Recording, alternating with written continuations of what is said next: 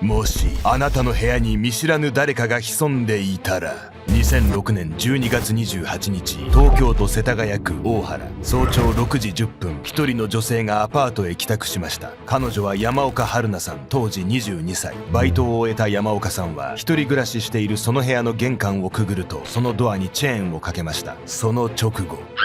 その部屋にいるはずのない人間の存在に気づき悲鳴を上げた山岡さん。そこにいたのは彼女と同じバイト先に勤める28歳の青年、那須野誠。バイト先でもほぼ交流のないその男が自分の部屋にいる事実は恐怖以外の何者でもなかったのです。必死に抵抗する山岡さんの首を絞めて失神させ、その体をまさぐり始めた那須野。彼は山岡さんが意識を取り戻すたび何度もその首を絞めました。そして彼女の体に夢中になっていた那須野は気づきもしていなかったのです。山岡さんが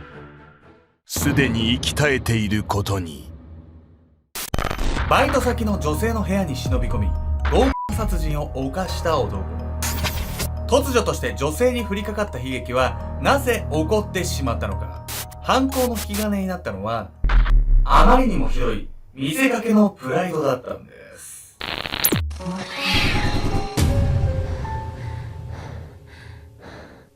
おさすけちゃんです。やみこさん、学園祭の季節でございまして、先日学園祭だったりとか、自分が1年生の時に作ったサークルの帯おじが行ったわけですよ。そこで後輩とかと会うわけじゃないですか。で、その時に、未だに、早稲田を見ましたって言われるんですよ。早稲田を出たの11年前ですよ。年齢バレちゃうかもしれないですけど、僕が大学2年生の時に、早稲田王っていう早稲田の中の一番早稲田らしい男を決めるっていう、ゲテモノを異常に早く食えると優勝できるんですけど、早稲田ってバカなの？バカばっかなんですけど、もし早稲田を気になる方いれば、早稲田を2014と早稲田を2015って検索してもらえれば、初めて2連覇させていただいてまして。自慢になんの？で、気になる方は概要欄か固定コメントにリンク貼っとくんで見ていただければと思います。今回ご紹介するのは東京都世田谷区で起きた強姦殺人事件について。この事件、一人暮らしの女性が自宅に忍び込んできた男に殺される事件なんですけれども、なんとこの犯人、女性が亡くなったことにも気がつかずに、そのまま性的暴行を加え続けていたという常軌を逸した事件なんです。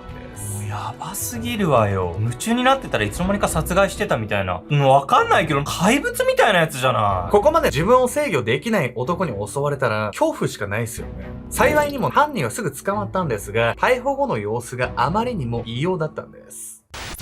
場違いな笑顔。2006年12月28日、東京都世田谷区大原。夕方6時過ぎ、とあるアパートの一室の前に不安げな表情で何度もインターフォンを鳴らす女性の姿がありました。彼女はその部屋の住人、山岡春菜さんの姉。電話も繋がらないし、何かあったんじゃ。遊びに行く約束をしていたにもかかわらず、一向に連絡がつかない山岡さん。不審に思った姉は大家に頼み、彼女の部屋の鍵を開けてもらうのです。すると、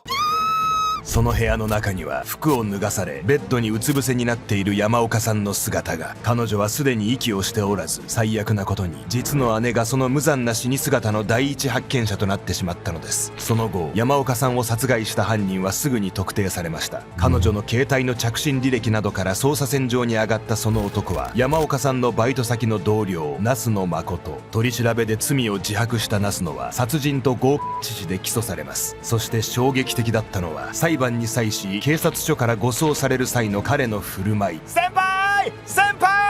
那須野の姿を捉えようと集まった報道陣に混じり、彼に大声で呼びかけ手を振る知人たち。それを見た那須野は嬉しそうにニヤニヤと笑い返したのです。一切反省をしているとは思えないその態度を目の当たりにし、関係者は誰もが顔をしかめました。その奇妙な振る舞いの理由は那須野の半生から少しずつ見えてくるんです。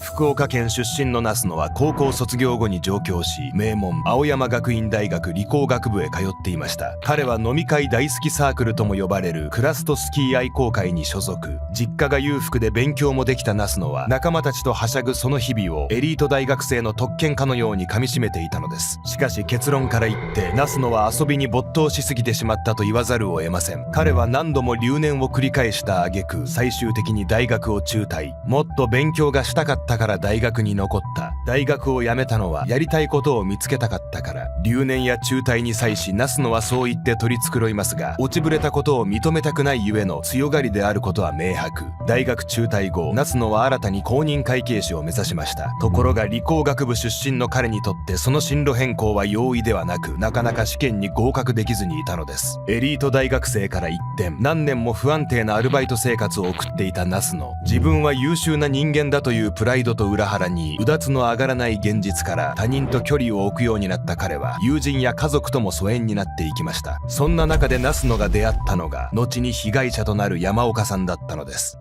いい大学に行ったのに、意図せずフリーターになっちゃったのは挫折だとは思うけど、これが事件につながるわけ。ナスノの心理を考える上では、高学歴、そして挫折ってこの2つのキーワードが重要になってくるんです。自分はエリートだというプライドに固執し続けていたナスノは、被害者の山岡さんとの出会いをきっかけに異常行動を取り始めるんです。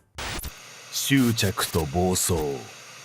事件から2ヶ月前の2006年10月、ナスノは新しくバイトし始めた居酒屋の研修で、後に被害者となる山岡さんと出会いました。メイクの仕事をしたいという夢を追い、専門学校に通うために上京した山岡さん。真面目で礼儀正しく、周囲にも明るく接する彼女は、店の中でも一目置かれる存在でした。そんな彼女にナスノは一目惚れするのです。ただ、彼の好意の寄せ方は、はためにも異様なものでした。山岡さん可愛いよな。一発やりていやらしい目つきで話すナスノのその言葉は冗談に聞こえず、同僚も思わず寒気を覚えていたといいます。その後、ナスノは山岡さんと懇意になるべくメールアドレスを交換。そこから一方的に60通以上ものメールを送りつけました。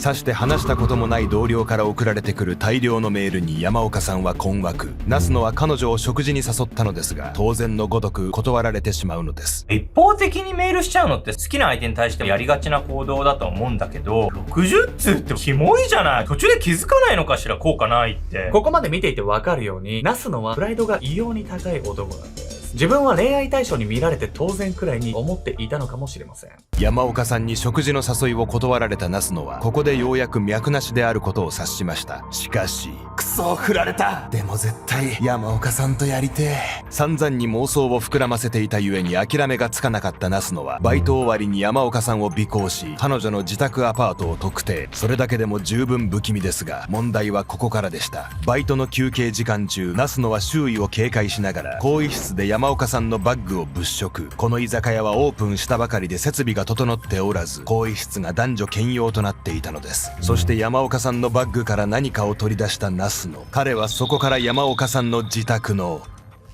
合鍵を作りに行きました。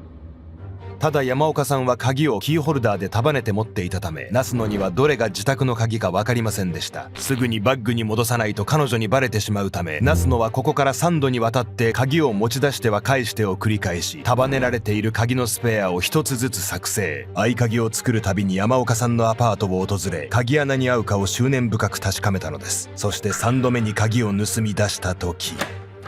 よし、開いた。ナスノはついに山岡さんの自宅の合鍵を手に入れました。その合鍵を使って彼は一体何をしようというのか、答えは一つしかありませんでした。執念深すぎて鳥肌立っちゃうレベルよ。山岡さん食事を断っただけじゃない。なんでそっから無理やり襲うみたいな発想になんのよ。先ほどもお話ししたように、ナスノの心理を解明するには、高学歴、そして挫折というね、2つのキーワードが重要になってくるんです。これらの要素がナスノを非常に不安定にしていたと考えられるんです。本日のメタラキーワード、不安定的高自尊心について。一見自信があるように見えて、内側は常に不安で揺れ動いている。そんな見せかけのプライドの高さを不安定的高自尊心と言います。不安定的高自尊心の状態にある人は、本当は自分に自信がなく、他人からの評価に強く依存しています。そのため、ちょっとした拒絶や失敗で自分が否定されたと深く傷ついてしまうのです。その傷つきやすさは、時に周囲に対する攻撃性へと転じることも。ナスノに関しても不安定的高自尊心の状態にあったと考えられます。られます。エリートコースから外れバイト生活を送っていた彼は、プライドの高さと現実のギャップから他人からの見られ方に非常に敏感になっていました。山岡さんに食事の誘いを断られたことは、彼にとっては存在否定と同じくらいに傷つくこと。その歪んだプライドを守るため、ナスノは暴力的な手段を取るに至ったのです。自分に振り向かない山岡さんの態度に傷ついたナスノ。そのプライドの高さから山岡さんと無理やりにでも性行為をしようと考えていたんです。この後山岡さんを待っていたのは底知れぬ恐怖の時間だったんです。暗がりに潜む男。2006年12月28日未明、山岡さんはバイトを終えた後、自宅の最寄り駅へ降り立った。そして遠くから何者かがこちらを見ていることに彼女は気づきもしていなかった。そのまま自宅アパートへ向かい歩みを進めていく山岡さん。そしてそれは彼女が玄関をくぐり、そのドアにチェーンをかけた時、あれ？電気のスイッチを何度操作してもその部屋が明るくなる気配はない。次の瞬間、暗い部屋の中、山岡さんに何者かが襲いかかった。目出し帽をかぶったその男は、そう、バイト先の同僚ナスノだった。ナスノは山岡さんの首を絞めて失神させると、鼻息を荒げながら彼女の衣服を脱がし始めた。ぐったりした山岡さんの口にワインを流し込み、彼女が意識を取り戻せば首を締め付け、また失神させる。おぞましいその行為の最中、ナスノは携帯電話を構え、山岡さんの一糸まとわぬ姿を撮影。するとそこで彼は一度行為を中断し、携帯メールを打ち始めた。警察に届けたらこの写真をばらまく。ナスノはその一文とともに撮影した写真を山岡さんに送信。これでこいつは俺の言いなりだ。満足げに笑みを浮かべると、再び山岡さんの体へ手を伸ばしたナスノ。彼はしばしその体に夢中になっていた。彼女がすでに息絶えているとは知りもせず。要は脅迫して無理やり襲うだけって思ってたらいつの間にか殺しちゃったってことでしょ。怖すぎるわよ。嫌悪感しか感じないですよね。この時点で十分卑劣なんですが、実はナスノは事前の計画ではもっとえげつないことを考えていたんです。事件当日、山岡さんの最寄り駅で待ち伏せしていたナスノは、駅から出てきた彼女の姿を見るなり自転車で先回り、合鍵を使って侵入すると、電気をつけられないよう部屋の蛍光灯を外して山岡さんの帰りを待ちました。彼はガムテープとビニール紐、さらにワインを詰めた注射器を持参。本来はワインをお尻から注入し、山岡さんを酩酊させるつもりだったといいます。ちなみにお尻からアルコールを注入する行為は、直腸から吸収されたアルコールが血中に溶け出し、重篤な急性アルコール中毒に至ることもある極めて危険な行為。最終的に山岡さんは絞殺されていますが、ナスノの計画を思えばどう転んでも深刻な被害は避けられなかったと考えられます。そしてナスノは裸の写真で脅せば彼女を言いくるめられると考えていましたが、行為が終わった後、山岡さんはすでに息を引き取っていました。やばい、このままじゃ確実に逮捕される。山岡さんの体内にはナスノの体液が残っており、殺人が明るみに出れば特定されるのは時間の問題。彼は逃亡を決意し、自身の口座から逃走資金40万円を引き出し、一度自宅へ戻るのです。しかし落ち着きを取り戻したナスノは、山岡さんの次のバイトの勤務日まで遺体が見つかることはないと思い直し、再び彼女のアパートへ。遺体の洗浄などの偽装工作を図るのですが、ここでナスノは犯行時に手袋をしていなかったことに気づきました。くっそ、指紋が残ってたらバレちまう。それならいっそ全部燃やしちまうか。なんとナスノは山岡さんの遺体ごとアパートを燃やすことに。朝のラッシュアワーなら渋滞で消防車の出動も遅れると考えた彼は、翌朝その部屋へ火を放つつもりでアパートを後にしました。この直後、なかなか連絡がつかない山岡さんを心配し、彼女の姉が訪ねてきたことはナスノにとって想定外の事態だったのです。証拠隠滅のために放火までするなんて、どこまで行っても自分のことしか考えてない男じゃない。やることなすことが自分勝手なんですよ。だからどんどん周りの人が離れてったっていうことなんですよ。そして彼のその態度っていうのは逮捕後も一切変わらなかったんです。裁判においてナスノは犯行自体は認めたものの、山岡さんへの殺意については否認。次のような主張を並べました。強い力は危険なので力を抜いて首を絞めようと思った。山岡さんは酒に弱いと聞いていたので度数の低いワインを選んだ。ナイフではなくハサミを持っていったのは間違って怪我をさせてはいけないから。要するにナスノが言いたいことは、犯行に際し被害者の山岡さんを傷つけないよう十分配慮していたということ。さらに彼はあろうことか遺族へのの謝罪すら拒否したのです。もし死刑になるとしても最後の日まで謝りません。その日までずっと今のままでやっていきます。ナスノが最後の日まで謝らないと言ったのは、彼が謝罪を負けと考えていることの表れ。取り返しのつかない罪を犯してなお意味不明なプライドに固執し続けるナスノ。裁判中の彼のその態度に検察官だけでなく裁判官さえも怒りをあらわに声を荒げたといいます。こうして事件から1年後の2007年6月28日、殺人強姦致死で有罪となったナスノは無期懲役の判決を下されたのです。殺人を犯しといてプライドもクソもないじゃない。謝ったら負けって遺族に謝らないことの方が人として負けてるわよ。本当にこれ胸くそ悪いですよね。しかもナスノの異常行動っていうのはまだ終わりではないんです。ナスノに無期懲役の判決が下されてから18年後の2025年8月24日の早朝、千葉刑務所の共同室では複数の受刑者が必死に職員を呼んでいました。その理由はナスノが刑務所の中で殺人を犯したから。